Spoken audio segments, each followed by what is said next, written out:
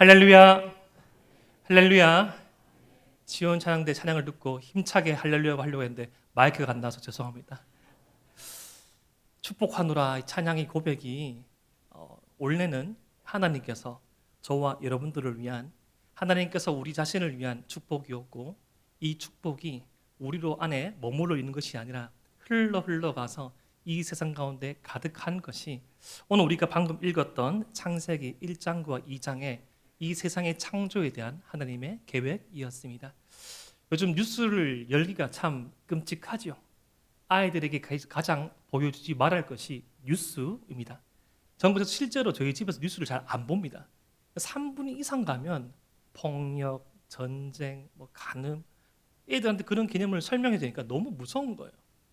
그래서 이렇게 속보가 날라오고 그런 거 보면 요즘에 그렇게 또 우리나라에서는 어떻게 보면 다행인지 불행인지 어떤 서구와 같이 총기가 없으니까 소 같은 총기를 막 난사하고 하겠지만 그런 칼부림의 현장들, 그런 안타까운 소식들을 바라보면서 저와 여러분들은 이렇게 생각을 하죠. 어떻게 사람이 그럴 수 있나? 우리 방금 이 고백을 한 찬양처럼 축복하노라, 이 축복을 우리가 받았고 이 축복을 우리가 누리고 이 축복의 통로가 되는 것이 바로 하나님의 형상인 사람의 본분이요 정체성인데, 어떻게 왜 이렇게 되었냐라고 한번 질문을 해보게 되었습니다. 제가 공교롭게도 오늘과 수요일 날 2번 연속적으로 설교를 하게 되었어요. 주보가 나가고 난 다음에 저희 집사람 포함해서 한 7분에게 질문을 드렸습니다. 목사님, 주보 잘못된 거 아닙니까? 주일 오후 예배랑 수요예배랑 설교 제목이 똑같습니다. 예, 제가 똑같이 만들었습니다. 제가 방금 드린 그 질문을 같이 던지고 왜 이렇게 되었나? 왜 이런 죄된 세상 가운데 우리가 승리할 수 있나? 라는, 무엇이 우리를 승리케 하는지에 대한 답을 2번 연속 찾아보고자 합니다. 우선 이 정답을 찾기 위해서 우리가 가지고 있는 한 가지 오해를 풀 필요가 있습니다. 그것은 다름 아닌 죄에 대한 오해입니다. 우리는 흔히 죄라고 말하면, 죄라는 말을 들으면 하라, 하지 말라, 하라는 것을 하는 거, 하지 마는 것을, 하지 말라고 하는 것을 하지 않는 것이 죄를 짓지 않는 것이라고 생각합니다. 그런데 성경은 죄의 정의에 대해서 그렇게 말하고 있지 않습니다. 왠고하면 우리가 방금 읽었던 성경에 나와 있는 제일 최초의 범죄, 이 죄가 드러나는 아담과 하와의 범죄, 아담과 하와의 이 범죄 가운데 드러난 죄의 속성이 그것을 알려주기 때문입니다. 죄에 대한 정의는, 이 죄에 대한 정의를 가장 많이 기록한 이 헬라어 원문은 하마르티아입니다. 관역에서 화살이 벗어나다. 하나님의 목적에서, 하나님의 목적이라는 이 관역에서 화살이 벗어나는 것이 바로 이 죄라는 것인데, 성경에서는 이 죄에 대한 어떤 설명을 이런 식으로 많이 합니다. 죄의 허물, 하나님께 대한 반항, 불순종, 불법, 적대감, 반역, 이런 이 죄를 설명하는 개념들은 하나님과의 인격적인 관계 안에서 설명되어집니다. 앞서 말한 죄에 대해서 흔히 가질 수 있는 오해, 하라, 하지 말라는 개념이 아니라 죄란 하나님과 우리 사이의 관계 속에서 어떤 일어난 일, 그것에 대한 정의인 것을 우리는 알 수 있습니다.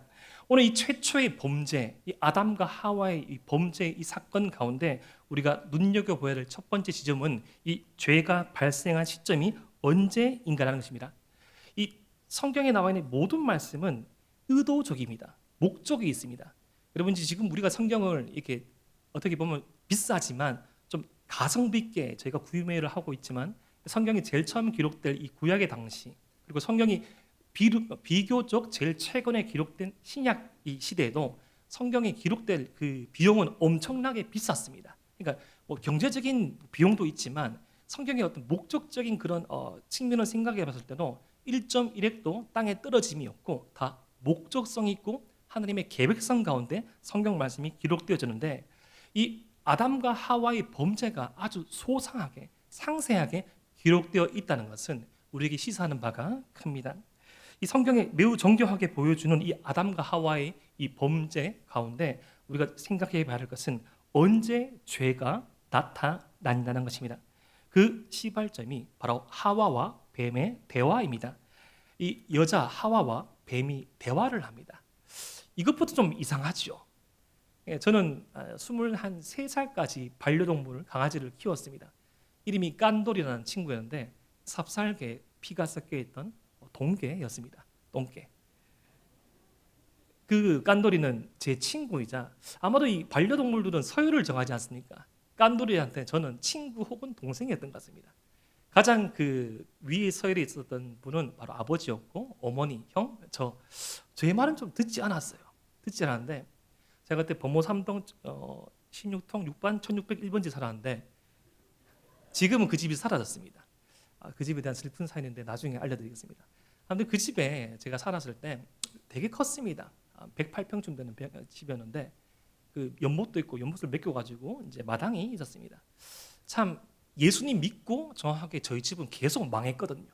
정확하게 망했고 아무 일도 일어나지 않았습니다. 하나님이 은혜로 채움지는 그 역사 외에는. 참 그래서 제가 질문이 많았습니다. 지금도 약간 슬프게 생겼지만 어렸을 때 더 슬프게 생겼습니다.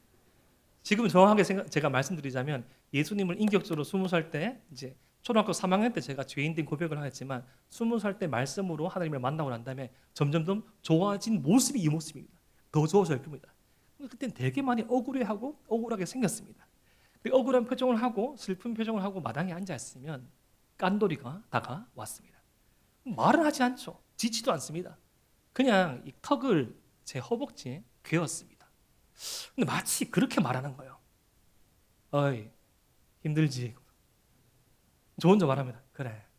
그때 한 10대 중후반부터 20대 한 그 접어들기 전까지 하나님의 말씀으로 인격적인 만나기 전에 참 힘들어가지고 힘들다는 말도 하고 하면 또 얘가 날 쳐다보다가 다시 턱을 깨고 인생은 그런 거야 라는 것과 같은 이야기를 들은 것만 같습니다.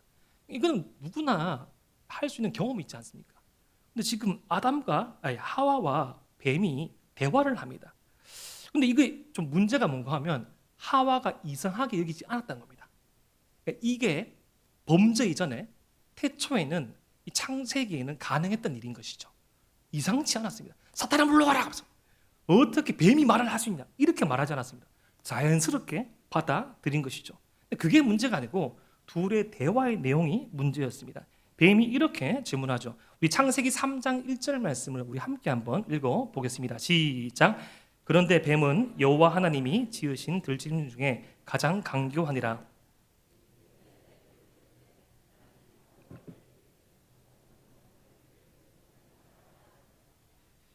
여기서 나와 있는 뱀은 누구입니까?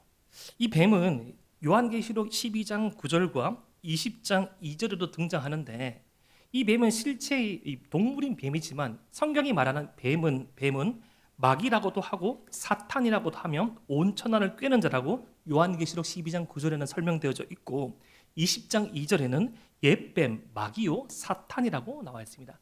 그러니까 이것을 말씀을 결합하자면 사탄이 뱀의 몸을 빌려서 활동한 것이죠. 뱀이 곧 사탄은 아닙니다. 그러니까 이 뱀으로 불려지는 이 사탄이란 이 본질은 있었고 뱀의 몸에 들어가서 그렇게 활동했던 것입니다. 그리고 말을 걸었는데 그 이어지는 하와의 대답도 살펴봐야 합니다. 여자가 뱀에게 말하되 동산 나무의 열매는 우리가 먹을 수 있으나 동산 중앙에 있는 나무의 열매는 하나님의 말씀에 너희는 먹지도 말고 만지지도 말라 너희가 죽을까 하노라 하시니라. 하나님의 말씀과 이 하와의 대답을 한번 비교해 봐야 합니다. 하나님께서는 창세기 2장 16절과 17절에 이렇게 말씀하셨습니다.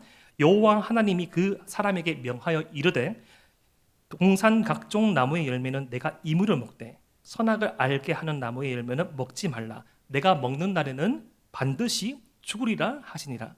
뱀의 질문은 모든 나무의 열매를 먹지 말라 하시느냐라고 물었고 이미 뱀의 질문에 과장과 왜곡이 들어가 있습니다.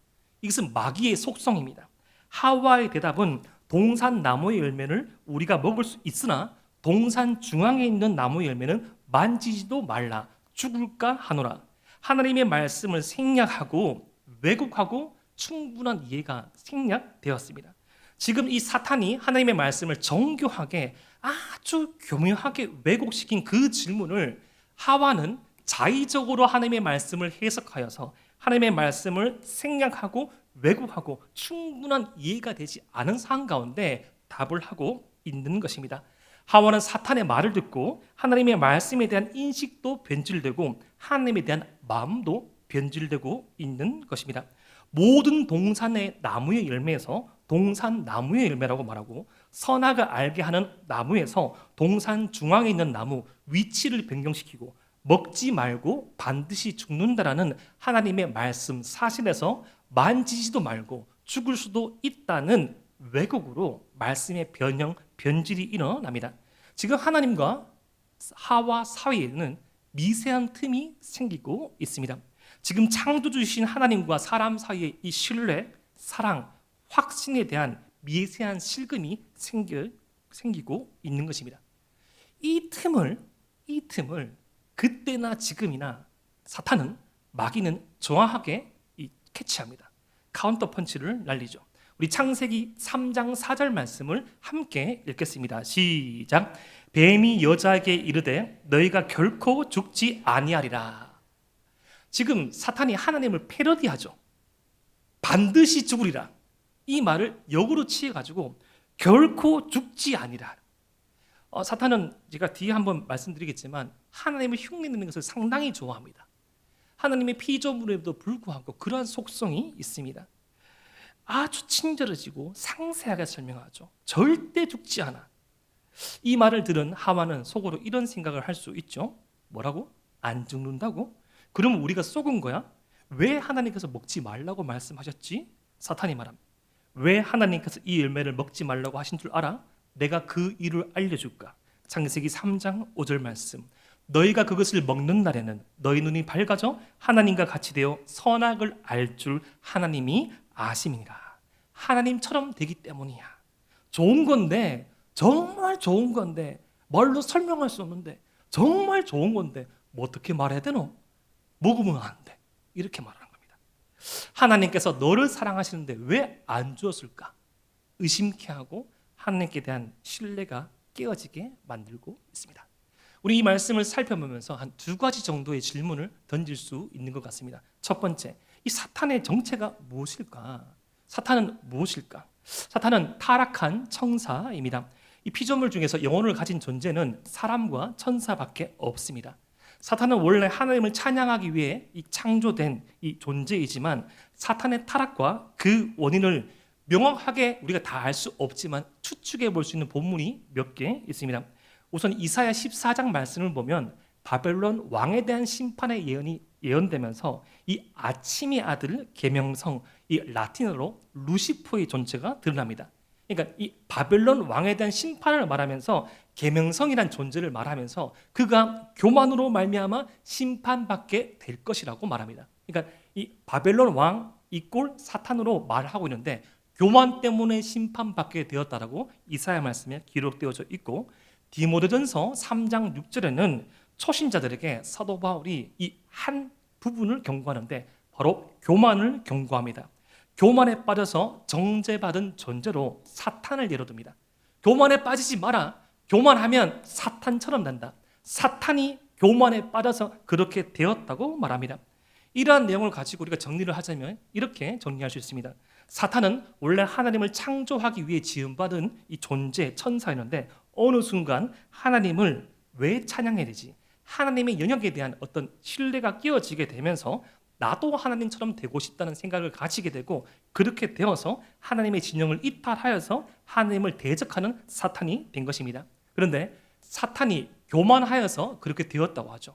우리는 흔히 교만이라고 생각하면 잘난치 않은 것, 뭐뭐 할 수 있어, 뽐내는 것을 생각하는데 성경 전체에서 설명되어진 교만에 대한 개념은 그렇지 않습니다. 성경에서 교만은 잘난 척하는 것이 아니라 하나님이 주신 은혜에 만족하지 않는 것입니다. 따라해 볼까요? 하나님께서 주신 은혜에 만족하지 않는 것이 교만입니다. 글자 하나도 몰라도 가나다라 마바사 몰라도 교만할 수 있습니다. 모든 지식을 다 알고 있어도 7개국고 8개국고 많은 지식과 재물을 가지고 있어도 겸손할 수 있습니다. 내게 주신 모든 것이 하나님께서 내가 한 것보다 더 많이 선물로 주셨다는 사실을 깨닫는 자는 겸손한 자요. 아무것도 없지만 꺼져가는 생명의 줄을 잡고 있을지라도 내게 이 모든 것들을 하나님께서 주시지 않았고 개나마 있는 것도 자신이 했다고 주장하는 사람은 교만한 것이죠.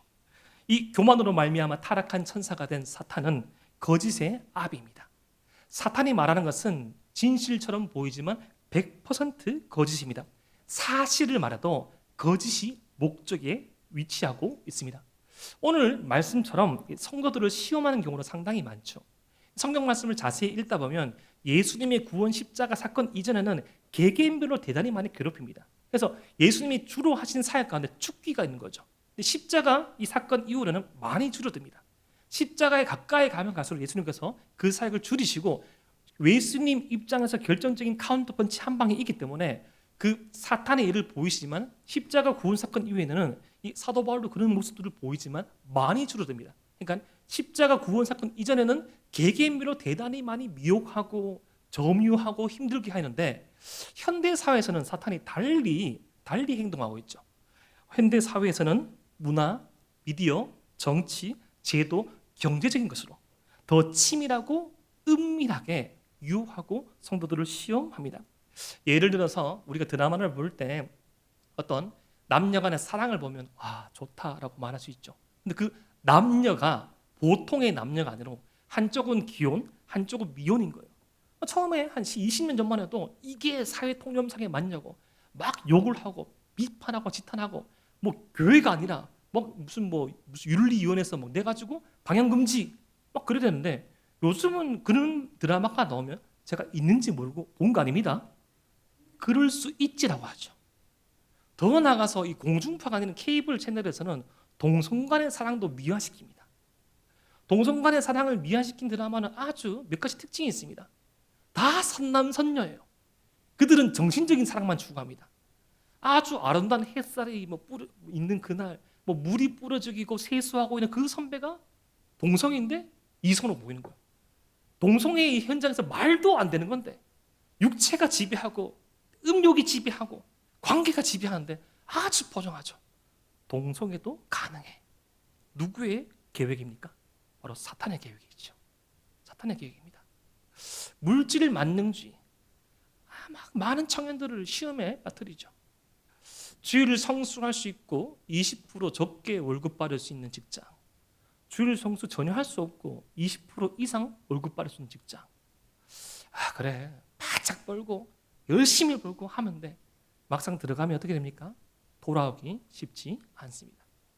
어떤 회식의 자리, 조직 문화, 한 사람이 한 사람을 짓밟고 일어서야지만 살아날 수 있는 그 현장 가운데 처음에는 신앙의 양심이 발동하죠.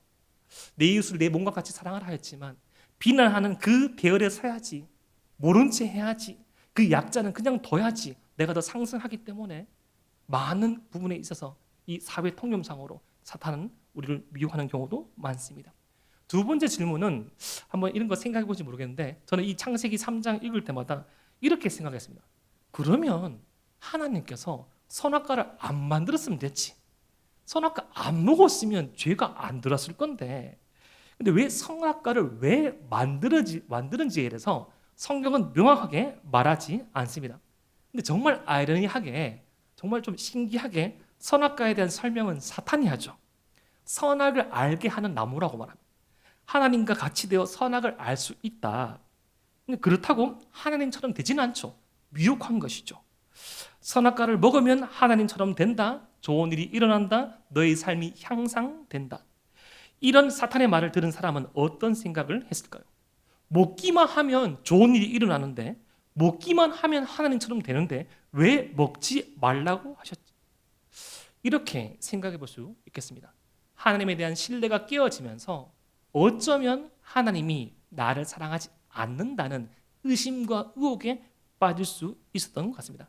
그것까지는 아닐지라도 하나님께서 우리를 정말 사랑하셨다면 우리를 사랑하셨다면 그 선악과를 먹게 해주셨겠지. 사탄은 지금도 저와 여러분들을 이렇게 유혹합니다. 만약 우리를 하나님께서 정말 사랑하셨다면 그때 그 기도 좀 들어주셨겠지. 입학, 만남, 사업, 자녀, 출산, 관계. 정말 하나님께서 우리를 사랑하셨다면 그거 좋겠지. 왜 안 좋겠어? 이것으로 말미암아 하나님에 대한 신뢰가 깨어지게 되고 이것으로 말미암아 하나님에 대한 사랑에 금이 간다면 그것은 사탄이 주는 음성입니다. 사탄은 궁극적으로 우리가 하나님께 대한 그 신뢰와 사랑을 깨트립니다. 우리의 삶의 주도권을 우리 스스로 가지라고 미혹합니다. 그래서 오늘 본문 말씀에 드러난 죄의 정의를 우리는 이렇게 내릴 수 있을 것 같습니다. 죄는 무엇인가? 첫 번째, 하나님을 신뢰하지 않는 것. 두 번째, 삶의 주도권을 우리가 가지려고 하는 것. 이것은 치열한 영적 전투 현장 가운데 우리를 가장 많이 무너뜨리는 공격 무기입니다. 만약 아담과 하와가 하나님을 정말 신뢰했다면, 하나님이 그 사랑을 확신했다면 어떻게 되었을까요? 아담도 모르죠. 우리도 모릅니다. 왜 선악과를 먹지 말라고 했는지 그 답은 모르지만 하나님의 말씀을 믿고 선악과를 먹지 아니하고 그 싸움에서 이겼다면, 가장 아담과 하와를 사랑하시는 하나님께서 선악과를 먹지 말라고 말씀하시는 그 사실은 분명합니다. 말씀에 대한 순종은 합리적이고 합당하여서 지키는 것이 아닙니다. 말씀에 대한 순종은 그 말씀을 주신 대상에 대한 사랑의 크기에 비례합니다. 말씀을 준 그 대상을 더 많이 사랑하고 확실히 사랑하면 그 말씀을 지킵니다. 예전에 제가 전에 섬기던 교회에서 이 특별 새벽 기도를 한 적이 있습니다. 우리 교회처럼 가을에는 장학금을 주는 그런 특세였습니다. 제가 그때 청소년부를 섬기고 있었는데, 중등부를 섬기고 있었는데, 우리 친구들이 내는 기도 제목들이 참 특별했습니다. 그때 이제 담임 목사님께서 이제 다 이게 기도를 해주셨는데 읽으면서 기도를 해주셨거든요. 근데 뭐 대부분 많은 친구들은 공부 열심히 하게 해주세요, 세상에 빛과 소금이 되게 해주세요 했는데, 두 친구가 되게 특별한 기도 제목을 냈습니다. 한 친구는 키가 2m까지 자라게 해주세요. 그리고 가지고 쌈펜을 쓰고 다 가져왔는데, 와, 근데 이제 목사님이 진짜 사랑하는 마음으로 기도를 해주셨는데 그 친구가 중학교 2학년 치고도 상당히 작았습니다. 그 친구에는 그게 열등감이었던 거예요. 그런데 목사님을 너무 사랑했고 존경했고 사랑하는 목사님이라면 그렇게 기도해 줄 거라 믿기 때문에 적은 거예요. 근데 그렇게 정말 기도해 주는데 그 친구가 제가 그 교회를 떠날 쯤에 정말 키가 많이 컸어요. 188까지 컸습니다. 쭉 크더라고요. 사랑하는 대상에 대한 사랑이 크면 클수록 그 말씀에 더 순종하고 신뢰합니다. 두 번째 친구는 조금 더 특별했습니다. BMW 사게 해주세요. 근데 그 기도 제목이 성취된지는 제가 모르겠습니다. 근데 그 친구는 상당히 열심히 살아가지고 지금 하나님 안에서 그리고 세상 가운데서도 잘 나간 걸로 알고 있습니다. 사랑하는 사람의 말은 가볍더라도 짧더라도 무겁게 다가오지요. 가끔씩 저희 집에 두 아이만 두고 외출을 할 때가 있습니다. 해봤자 뭐 이제 우리 교회 주변을 1시간 정도 걷는 건데 운동을 할 때 꼭 말하고 합니다. 자, 엄마, 아빠 말한 거 딱 지키고 이제 지금 이 시간은 하라는 것만 하는 거야. 예를 들어서 뭐 숙제하고 아니면 뭐 볼 TV만 보고 핸드폰 보란 말은 거의 안 하거든요. 근데 거의 동일하게 운동을 시작한 지 한 35분쯤 되면 첫째한테 전화가 옵니다. 엄마, 근데 할 거 다 했는데 유튜브 봐도 돼? 그냥 보면 되잖아요. 그냥 보면 되는데 이 아이는 엄마를 너무 사랑하기 때문에 엄마의 말이 무거운 거예요. 순수한 거죠. 신뢰하는 거죠. 우리도 주님에 대한 그 마음이 크면 컸을 때, 순수했을 때 더 그랬잖아요. 신앙생활 제일 처음에 할 때 자신의 신앙생활의 그 멘티에 대해서 그 관계가 참 좋을 때 그 모든 것들을 따라하려고 하잖아요. 저도 예전에 그랬던 것 같습니다.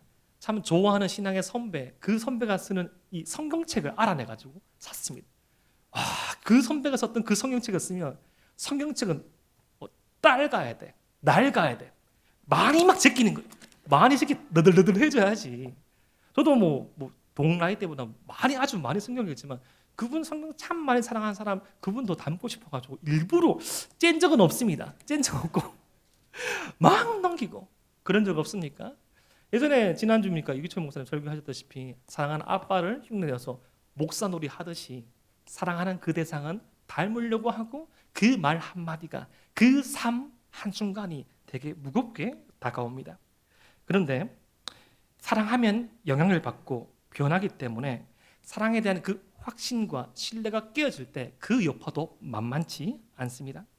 하나님의 그 말씀에 대한 순종, 말씀에 대한 무게감이 하나님과 우리 사이가 금이 가건 신뢰가 깨어지면 그 하나님의 말씀이 가볍게 다가오는 것이죠. 처음에는 너무나 무겁고 그 말씀 한마디 붙잡고 한 걸음 한 걸음 살아가는데 점점 이 세상의 여파 가운데 하나님보다 더 반짝이는 것이 있고 이 하나님보다 더 실제적인 것이 있고 눈에 보이고 귀에 들리고 손에 잡히는 이 세상의 우상들이 마치 이 세상을 관장하고 주관하는 것처럼 느껴지면 하나님의 말씀은 깃털처럼 가볍게 다가오고 세상의 친구들, 세상에 보이는 것들은 너무나 무겁게 다가와서 이것 사지 아니하면 뒤처지는 것 같고 내 자녀를 이 길로 보내지 아니하면 나는 수도 없이 도태되는 것 같고 이 나이, 이 시기, 이 영역에서 어떠한 지점을 차지하지 못하면 내 삶이 아무런 의미가 되지 않고 없을 것만 같은 착각에 저와 여러분들은 종종 빠질 수 있는 것 같습니다. 그러한 착각을 이스라엘도 하였죠. 정말 이제 우리 주님 오시기 전에 마지막에 이스라엘 회복이 있을 거지만 저희는 이스라엘 사람이 아니라서 저희는 예수님 시대에 살지 않아서 구약의 시대에 살지 않아서 구약에 사는 인물들도 참 아무리 복되도 이 세례 요한이 아무리 위대하다 할지라도 이 신약의 시대의 사람들보다 비할 바가 없다고 하였지만 가끔씩 저는 구약의 그 삶을 꿈꾸어 봅니다. 광야 정말 힘들었겠지만 얼마나 특별했을까요? 아침에 눈을 탁 뜨면 만나와 메추라기 이 더운 여름날 또 이 사랑하는 권사님 주사님 마치시면 집에 가서 식사하시는데 뭐 먹노? 물에 밥 말아 물어 하면서 그거 없이 만나도 내리고 메추라기 내리고 요즘 치킨값이 얼마나 비쌉니까? 가당치도 않습니다. 저는 항상 치킨 먹을 때 밥을 먼저 먹어요. 치킨 덜 먹기 위해서. 그런 시대 아니잖아요. 만나도 내려주시고 메추라기도 막 내려주시고 물도 공짜, 반석에서 샘이 나고 에어컨도 공짜, 구름 기둥, 히터도 공짜, 불 기둥. 물론 그것이 구름, 불 실체는 아니고 하나님의 영광에 대한 인간의 유한하고 짧은 언어로 표현한 것이지만 어떻게 보면 신약의 시대에 우리가 누리고 있는 성령의 충만함, 완성된 하나님의 말씀을 통한 이 온전한 진리된 깨달음에 비할 바 없지만 이스라엘은 정말 특별한 은혜를 받았죠. 다윗과 같은 지도자, 사무엘과 같은 선지자, 엘리야와 엘리사와 같은 선지자, 그런 수천 년의 시간 특별한 주님의 은혜를 받았음에도 불구하고 구약 성경의 마지막 기록인 말라기에서는 이스라엘 전체가 구약의 어떤 결론으로 하나님께 대해서 이렇게 반응합니다. 말라기 1장 2절 말씀 새번역 성경입니다.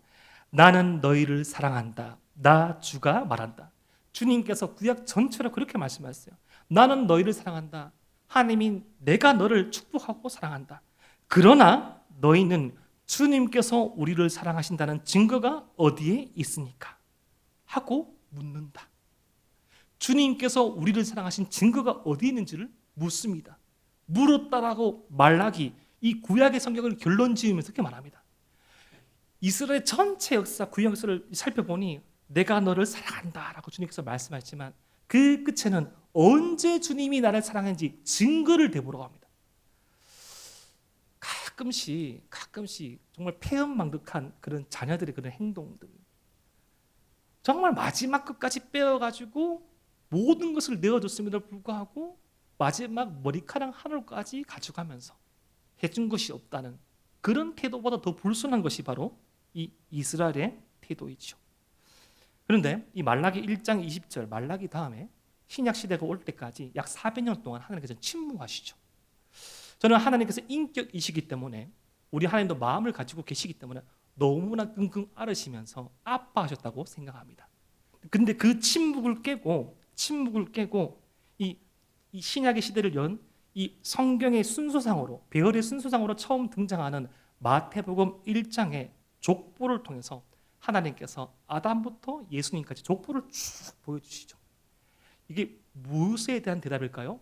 내가 너희를 어떻게 사랑했는지를 쫙 보여주십니다. 아담부터 예수님까지 내가 이렇게 사랑했어. 내가 이렇게 사랑했어.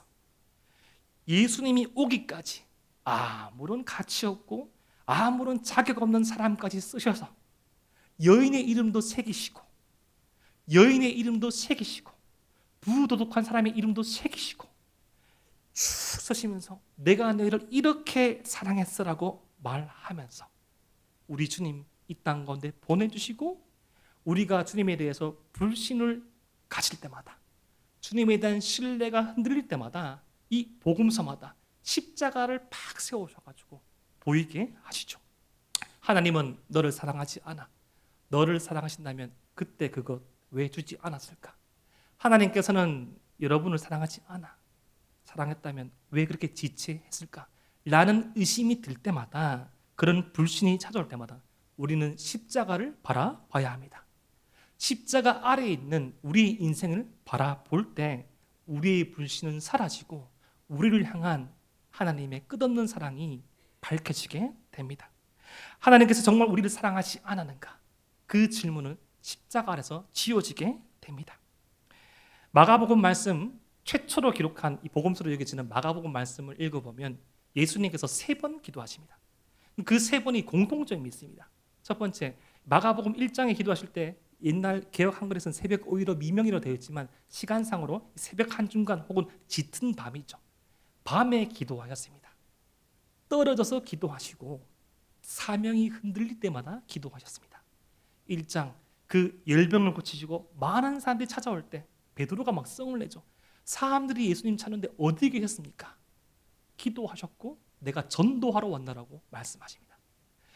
마가복음 6장의 말씀을 읽어보면 오병이어 사건 이후에 사람들이 병행복문인 요한복음 말씀을 살펴보면 그때 예수님의 어떤 기적과 예수님의 말씀 앞에 대동단결된 유일한 행동을 보이는데 예수님을 왕으로 삼으려고 했습니다. 제자들이 난리가 났죠. 한순간도 관계의 중심 가운데 서본 적이 없는 제자들인데 막 눈이 뒤집어지는 거예요. 뒤집어지는 제자들을 빨리 배를 태워가지고 딴 곳으로 보내시고 예수님은 기도하라고 하셨습니다. 자신이 사명이 흔들리지 않도록. 마지막 마가복음 14장 말씀 보면 겟세마네 동산에서 하나님께 기도하죠. 우리 주님께도 너무나도 무거웠던 십자가의 잔, 고난의 잔을 앞에 두고 기도합니다. 할 수 있거든. 하지만 아버지의 뜻대로 되기를 원한다면서 기도하시죠. 우리가 흔들릴 때마다 우리가 그 마귀의 음성이 들린 듯한 내가 이거 취하지 않고 내가 이곳에 가지 않고 내가 이것을 사지 아니하면 도태되는 것만 같고 내 자녀, 우리 가정, 어떤 우리 공동체 볼 때 이 마귀의 음성이 들릴 때 소망이 사라진 것만 같고 희망이 없어 보일 때 그 십자가를 앞에 두고 기도하셨던 주님처럼 사명을 확인하고 떨어져 있는 홀로 외로운 그 밤의 시간에 주님의 음성을 들을 때 우리는 그 시험에서 이겨낼 수 있습니다. 오늘 말씀의 결론입니다. 하나님의 사랑과 신뢰가 선명히 새겨진 십자가 아래로 우리는 승리할 수 있습니다. 우리가 흔들릴 때마다 의심이 찾아올 때마다 주님 앞으로 나갈 때 자격 없고 아무런 가치 없는 우리의 인생을 위해서 쏟아부으신 그 사랑을 확인하고 우리도 그 사랑 따라서 살게 된다고 고백하는 그 주님과의 대화, 기도 가운데 우리는 이 유혹을 이겨낼 수 있는 힘을 얻게 될 것입니다. 무더운 여름입니다. 왜 이렇게 덥지? 아유, 내 인생 같다. 왜 더웠노? 이렇게 땀을 흘리는데 왜 살 안 빠지노? 이렇게 땀을 흘리면 바로 쭉쭉 살이 빠져야 되는데 왜 이렇게 더 땡기지? 잠은 왜 이래 안 하고? 수만 가지 불평과 수만 가지 질문을 들 수 있지만 이 뜨거운 여름의 날씨보다 더 뜨겁게 주님께서 우리를 사랑하십니다. 그 사랑 앞에 그 사랑으로 나아가는 저와 여러분 되시기를 주님 이름으로 축복합니다.